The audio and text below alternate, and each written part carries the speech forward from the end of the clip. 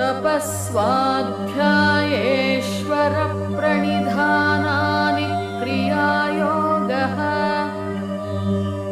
समाधिभावनार्थः क्लेशतनूकरणार्थश्च.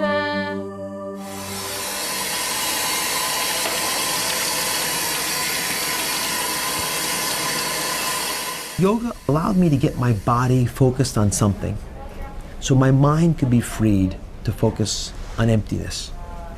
And so although the asanas of yoga are important, it was the deep breathing and meditative aspects of yoga that provided the deepest lessons. So these tools, which at a very basic level for a healthy human have benefit, provide an incremental benefit to folks who have illness. And in particular, if you can combine yoga with meditation, you begin to see medicinal benefits in a whole slew of different areas, including management of arrhythmias, asthmatic conditions, autoimmune problems, places where our body has gone a little bit awry and can be rebalanced and reset if you can use a tool like yoga.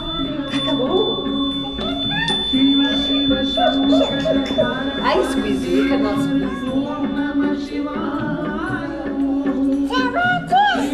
Breathing and emotions are connected. Breathing and mind connected as well. So once you start to work on the child's breathing, you start to work out the areas of the child's brain. You start to work on emotions. The child starts to be more balanced emotionally. Don't worry about this. Wow. I have learned with my own daughter how to love people the way they are, not the way I wanted that be. She was the first child that I had with special needs. Nowadays I have children with special needs everywhere in the world.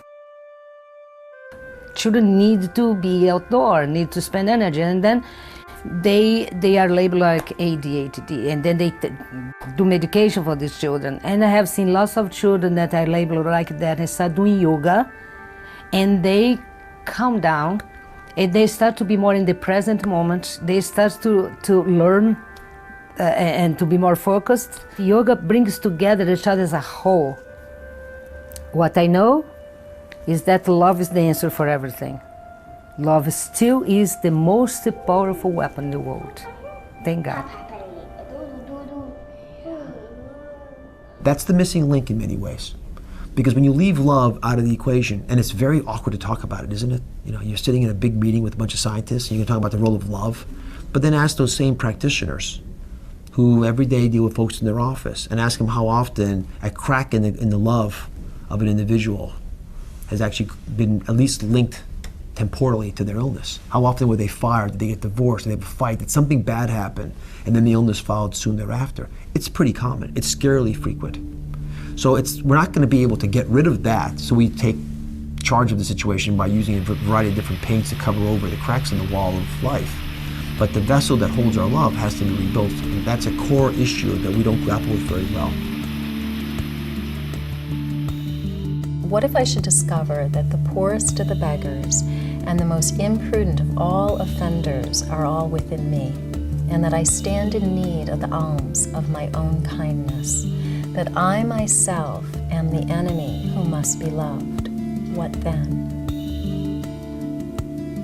I think this quote by Carl Jung is a beautiful example of what yoga, what meditation, what psychology can bring to an individual when we're talking about empowerment and self-healing. And that a person has to learn not to run away from the pain point, but love it into wellness. So what we do is, if our mind can assist in hurting the body, in our lifestyle and in our behaviors and with our emotional responses, then can't we look at the other end of the continuum also, that the mind has the capacity to then also heal?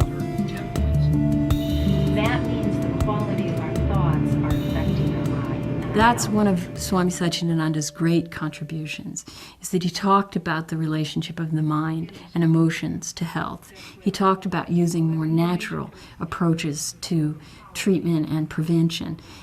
The idea that that we can assist the body to heal itself, as opposed to cover up a symptom. I would say that characterizes the shift toward alternative medicine and integrative medicine, complementary medicine that's going on right now.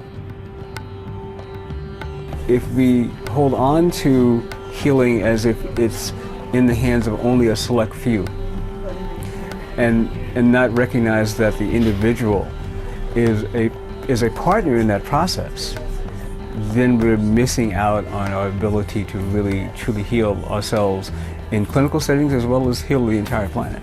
I think it comes from being someone alienated from nature, if you will. It comes from the Western tendency to isolate things and reduce them to their smallest particles.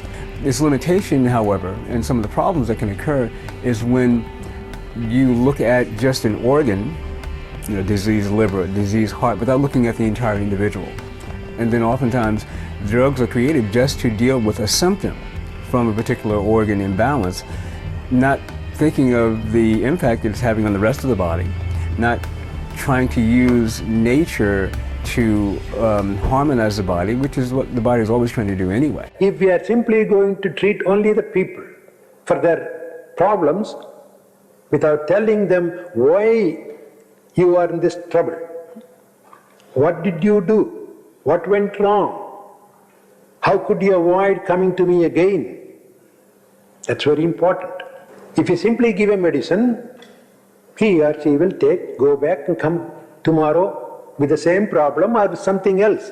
That's what integrative medicine to me is all about. It's integrating the best of traditional and non-traditional approaches and using science to show what works, what doesn't, for whom and under what circumstances. In our studies, we use these very high-tech, expensive, state-of-the-art measures to prove the power of these very ancient, low-tech and low-cost interventions, like what we learned from Swami Satchidananda. For over 20 years, Dr. Dean Ornish has been making headlines as the first doctor to prove now that heart disease can really be reversed by changing your lifestyle. A vegan diet, right? Not vegetarian, but vegan, which means what? No meat, no eggs. What we found is that after a year, the men who followed a vegan diet and who also made other changes in diet and lifestyle, who exercised, who did yoga meditation, and who had a support group, that their PSA levels began to decline. Initially, I believed that if I had knowledge, then I would have the power to help and make all the differences that needed to be made. And what you realize is knowledge is power, that's for sure, but it's not all the power you'll need to help. And in fact, the solutions to the wellness of individuals lies within them. So if I take you off to the operating room with the expectation on your part that I'll cure you forever of your heart disease, and all I'm really doing is palliating your problem, then a couple of years down the road, when you have recurrent symptoms because you're continuing to smoke, or you're still gaining weight, or you're not meditating, or you're just not getting in touch with life, and sickness just becomes some obstacle to overcome to get back to the blandness of wellness, then we've missed the whole boat.